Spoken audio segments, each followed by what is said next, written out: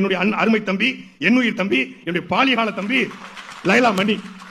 Laila college owner கூட லைலா பேரை போட்டுக்க மாட்டாப்ல, தம்பி போட்டுக்கோப்ல. நானும் போய் இருந்து சென்ட் சேவியர்ஸ் துறைமுருகன் அப்படி போட்டேன். Xavier's school saint Xavier Duraimurugan போட்டுக்க போறேன். அது மாதிரி தம்பி சாட்டை, அது ஓட்டை தான். கொள்கை இல்லாத கூமுட்டை கூட்டத்தை ஓட்டை போடும் இந்த சாட்டை. தம்பி சொன்னாங்க பாஜகவுக்கு போய் 2012 நாங்க ஓட்டு கேட்டோம்னு. பாஜகவுக்கு மட்டும் இல்ல தம்பி, தமிழ்நாட்டில் அதிமுக ஓட்டு கேட்டோம். ஏன் கேட்டோம்? என் இனத்தை கொன்றொழித்த காங்கிரஸ் கட்சியை கருவறுக்க வேண்டும் என்பதற்காக காங்கிரஸை எதிர்த்து போட்டியிட்ட எல்லாருக்கும் வாக்கு கேட்டோம். செங்கோட்டையன் ஓட்டு கேட்கல.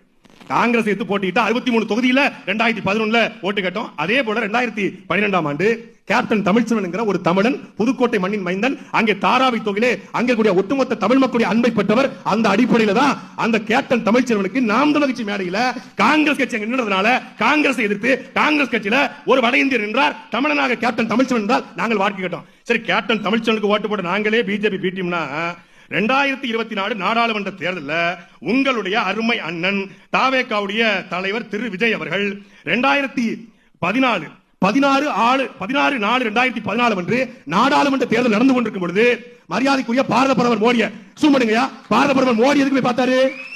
27/4/2024 தேர்தல். ஆனா 16/4/2014 அன்று நரேந்திர மோடி கிட்ட போய்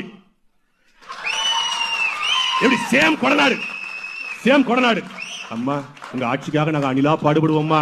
ஆனா செங்கோட்டையனுக்கு அவருக்கு ஒரு ஒற்றுமை இருக்கு. செங்கோட்டையனுக்கு அவரு தலைவர் என்று நினைச்சு ஜெயலலிதா காலில் விழுந்து கிடந்தாரு. இவர் தலைவா படத்துக்காக விழுந்து கிடந்தாரு.